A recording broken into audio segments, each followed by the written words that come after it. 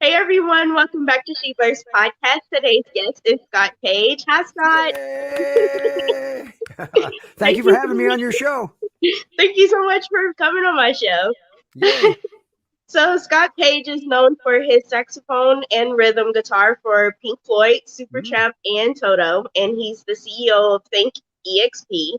Mhm. It's a Los Angeles-based media company focused on live immersive entertainment, Yeah, and amongst other things. Okay. he's an adjacent professor at the University of Southern California's Thornton School of Music. So, can you tell us more about Think EXP Behind the Wall? Sure. Beyond the wall. Yes. The think experience is, when I realized, coming out of the music business for so many years, and all of a sudden you realize you can't sell music anywhere anymore, right? True. How do you sell music? There's no CDs anymore.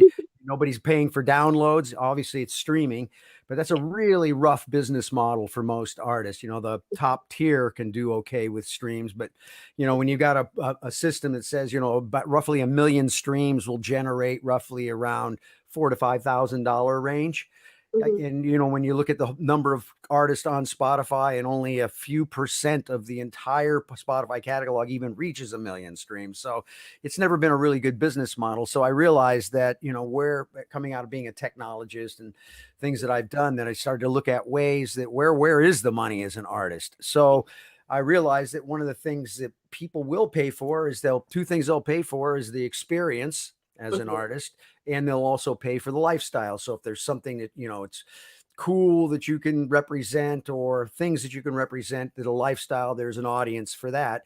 And so music became sort of a secondary piece of the equation for artists.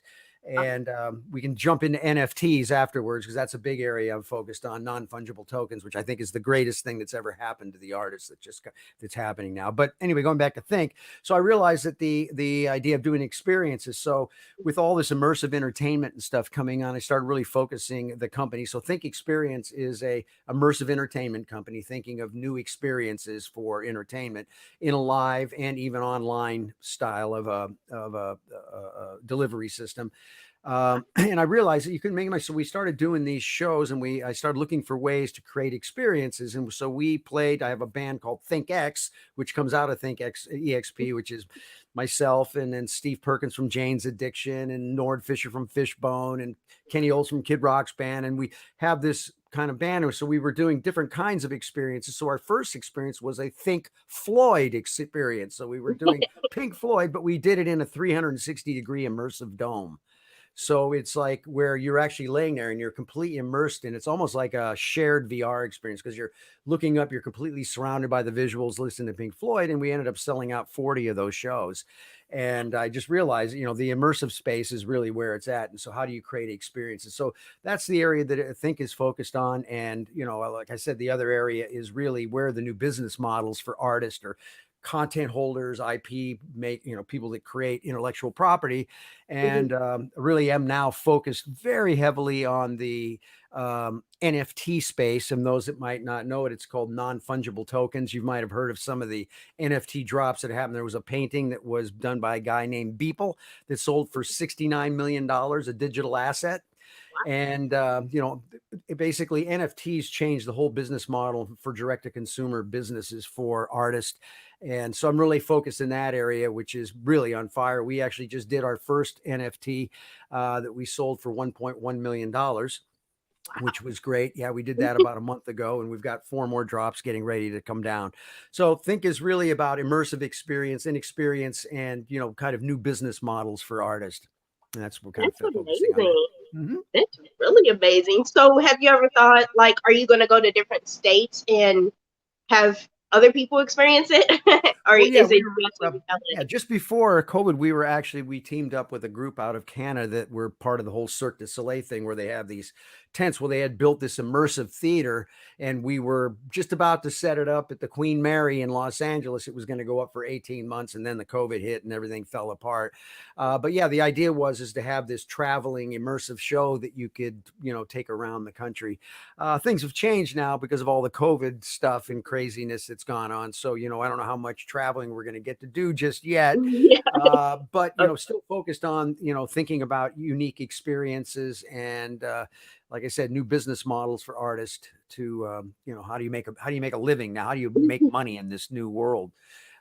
Especially for this. But saying that, I think it's the greatest time in history for the independent artists, and I think the opportunities to make money and create living and build businesses is better than it's ever been. I think COVID has actually accelerated a lot of those things where it's created all these new kind of problems to solve, which for entrepreneurs, that's what we do is we look for problems that we can solve and go after it. And so there's a lot of different problems now that have come out of this. And so I think it's a real exciting time for those artists that want to think like entrepreneurs and build businesses.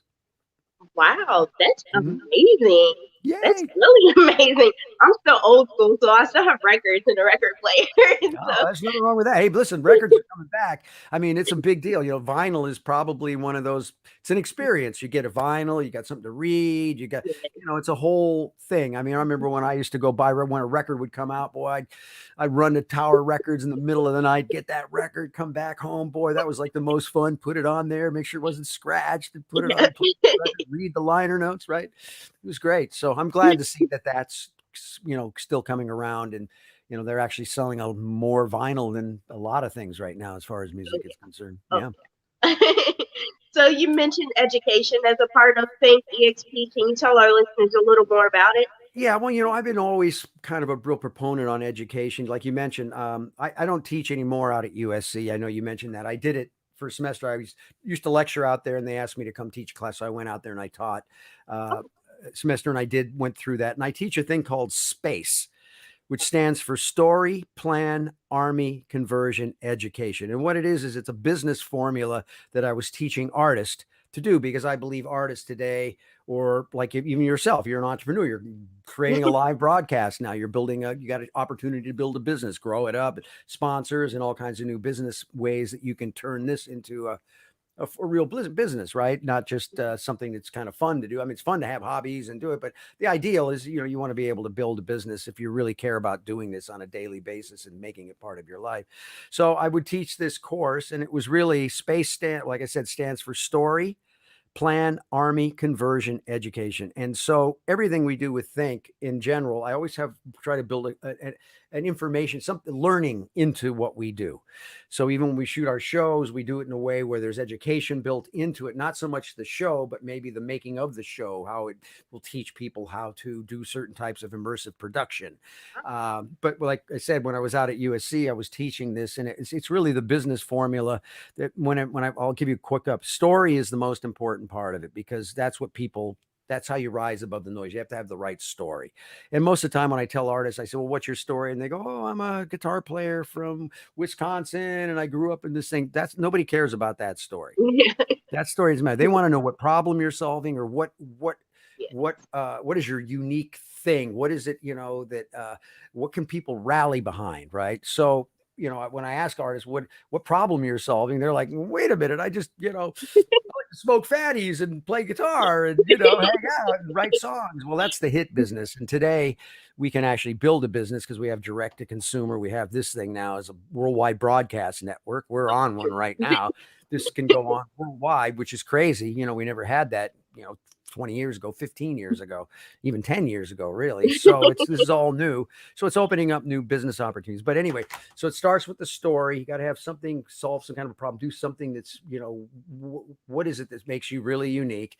Then it goes to the plan. And then I teach the whole principles of lean startup. Lean startup is a set of principles that they use a lot in Silicon Valley for a lot of these tech companies.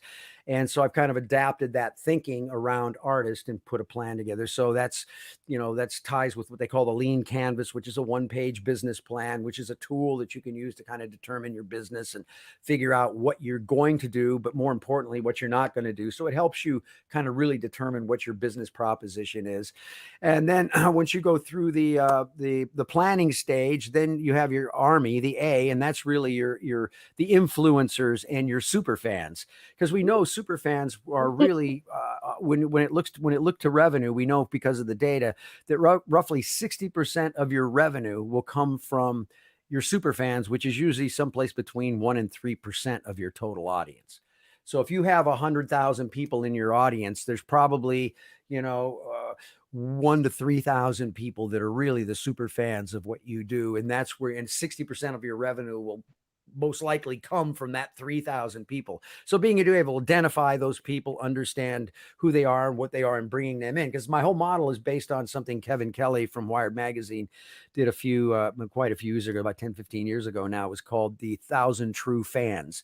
And a true fan is somebody that'll spend $100 a year on you. If I have 1,000 true fans, there's my first $100,000 in revenue, right? So my whole model is you go small, building your business, build a repeatable process, get the first 100 people on board, repeat that, and then you can grow it till you start getting 1,000, 2,000. Once you've got that repeatable process, you can then scale, which is really the next phase of your business. Scale. How do I take it and grow it? So we go through the army, and those are the influencers, because whenever I've started a business, I've been a serial entrepreneur. Basically, I'm on my 4th company now. And what I do first is I always find the influencers, get them on board, because then they go and talk about you. Right? Because it's real hard to talk about you. Me. It's easier when somebody else is saying, oh, this guy's really cool, he's got great stuff, and kind of pre-sell you. So, really defining those influencers, getting them on board with what you're doing with your business. So that's the army, is your influencers and your super fans. And then the C in space stands for conversion. And conversion is the whole thing, because if I'm not converting and generating revenue, it's, like I said, it's a hobby, right? Which is fine. But if it's a business, it has to generate revenue. So conversion, I teach how conversion funnels work. And conversion funnels, anybody out there can just go Google conversion funnels, and you can learn. And it's really the process of when you meet somebody and then you get their email address, let's say, and then like at your club gig or whatever, now you got the email address. And when you get home, it goes into a funnel, it sends them out another email, kind of, hey, thanks, great to meet you. By the way, here's a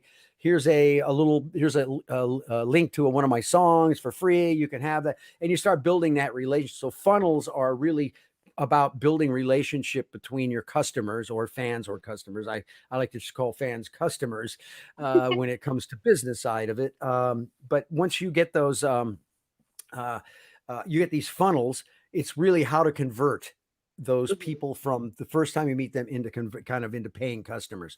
So conversion is very important. And then the last one is E, which is education, because everything I just talked about will make no sense unless you go get yourself educated. And that's where Google is your friend. Google and YouTube is where you learn, right? You can pretty much look up anything and find experts in your field, go follow them. A lot of them will teach you. There's great resources, like HubSpot's got a tab on their site called the Academy tab. And so as a business, they've got like 100 plus 200 free ebooks, like on how to use Twitter for business and how to write ads that convert, like, so business ways of using social media, and those are all free. So it's really getting educated, learning, and then creating your unique value proposition and figuring out what you're going to sell, testing and validating, making sure there's a market for that, and then you pour gas on it and you go to town, right?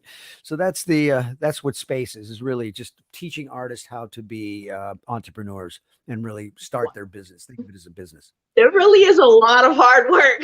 Oh, it ain't easy having this much fun. Let me tell you, this is not a simple one, right? I mean, it's not that but the beautiful part is it's there, and the tools are virtually free now. I mean, you can start your online business. Think about it. I have a virtual cocktail party, Twitter, 24/7.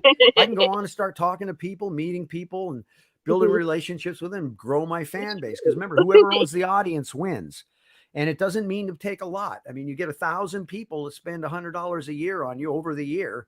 There's $100,000 in revenue. And for a lot of artists and stuff, that's a good start, right? So go figure out how to convert 1,000 people. Forget about millions of people.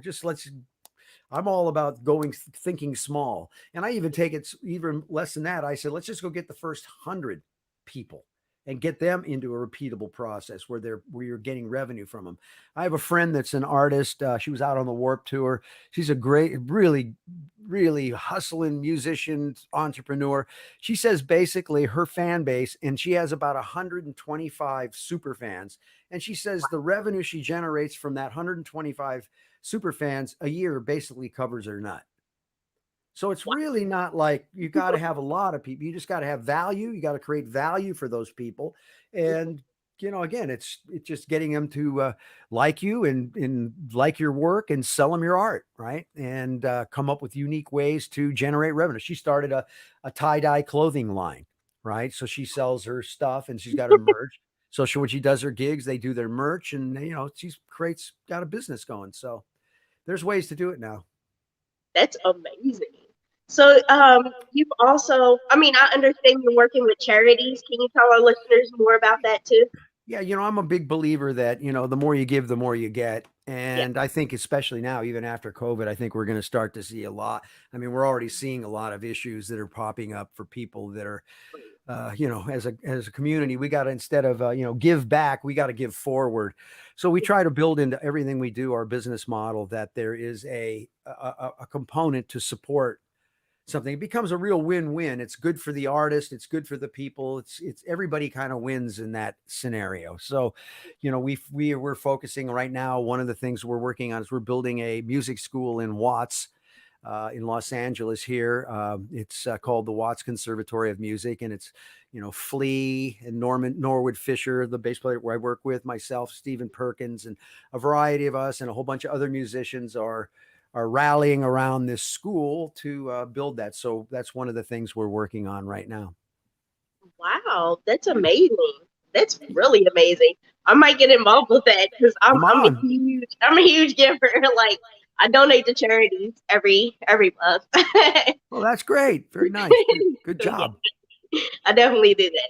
So Yeah, you but also, when you donate like that, what happens is you get a lot more back. oh yeah, That's the oh yeah, beauty you of it. do, you do. You're right. It's going to come back in different ways. Oh yeah, Karma's good. If you got good oh karma, yeah. that's a good thing, right? The That's what universe I try to gives tell back. people. Donate, help other people. Not only do you get things back, but Oh it's yeah. also helping others. That's Big what I time. like, helping Yes. others. Well, it always feels good, right? When you can help somebody else out, and then when you need help, they're there to help you too. So it's a beautiful thing. Exactly. So I read that you've also been mentoring artists. Can you tell our listeners how that's going? Well, yeah, that's part of the same thing. I teach the space thing. Oh, So out of that, there's been quite a few artists that I've helped mentor. I'm working with one right now that's building out her business. And so I'm making her think a little different about the stuff that she's working on, and really thinking about, right, everything you do, you want to figure out what the ROI is. And that stands for return on investment. So if I'm putting money in or investing with my time or whatever, I got a project I'm going to go do, it's like I can mhm, go do the project, but then I always ask the question, then what? yeah. Does that project, what is it going to do for my thing? Now, don't get me wrong. You don't have to have a project that's going to do any more than just feed your soul and you want to do it. But if you're doing it again to try to grow a business and that, then you want to say, well, everything that you do, every action that you're kind of doing, you want to figure out how to support the business that you're building. So I've got her, she was getting ready to launch a whole thing, and I got her to stop and say, wait, let's think about this. When you launch this, the day afterwards, what happens? Right? I always ask that question, then what? Okay, I'm going to go do this great show. It's going to be fantastic. And then I say, okay, great. Then what? It's like, well, that's going to lead me to this. I'm going to get what from it. So it's really thinking things in front of, before you do them, then just to really think through what is the value for my goals to grow my business. Now, again, you have to want to build a business. And if that's your thing. But again, a lot of musicians, they're more about just wanting to play and do things. But when I find those people that want to really get down and think of it as, there's the music or the creative that they make, which is art, but there's also the art of business. And I like to marry the two together and figure out how to make them work together, because there's nothing better than creating a great piece of art that actually generates a bunch of revenue. Right. Wow. That's like the holy grail, right? I got paid for it and I actually satisfied with something that was, was good, right? Valuable. Wow. Like, being on the outside looking in at a musician, like, I just thought that musicians just sing. Like, I didn't know they market their stuff and all that stuff. Oh I yeah. thought they always had like publicists and people behind them doing it for them. That's what Well, I always. the big, remember, if you're looking at the bigger artists, that's what labels provide, right? The bigger ones that are on labels, they provide those services, PR and marketing and production and, tour support and Mhm. all those types of things. Although labels today are really it's pretty rough. It's not like it used to be where they really nurture audio, nurture the bands like they used to back in the day, where they'd find somebody good and they'd work on them, and then build them up over time. Now they're, using YouTube. They go on YouTube or they go to Spotify. They say, well, how many plays do you have? And how many followers do you have? And Oh, how engaged are they? Hey, he's got a big thing. Well, then we'll get behind them. But really, I would say the independent labels are the ones that are more in building out artists than the major labels. The major labels are really more of really support the large acts and the catalogs and things that are out there. oh, okay, okay. Yeah. Wow, I'm learning a lot. I want to thank you so much, Scott, for coming on my podcast today. Well, you're more than welcome. Thank you for having me on your podcast. I'm excited. It's You great. have By a the great way, we day. have the same screensaver.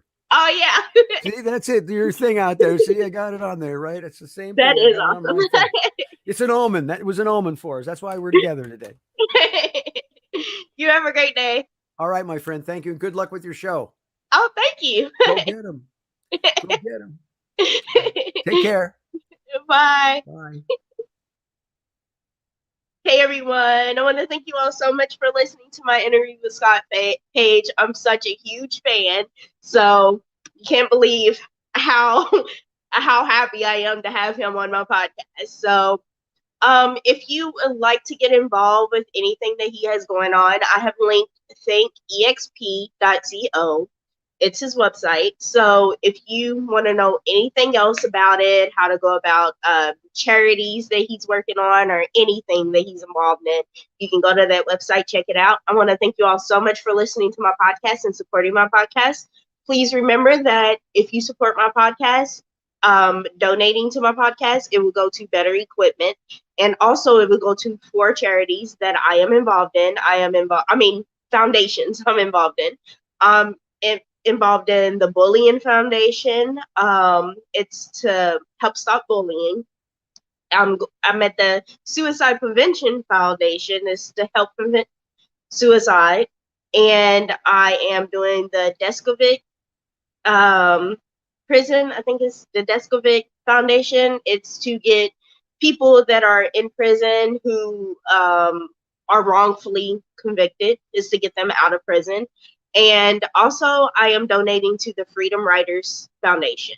I'm a huge Freedom Writers Foundation supporter. So I hope you all donate to this podcast. Thank you all so much for listening, and thank you all so much for your support. I greatly appreciate it. Have a great day.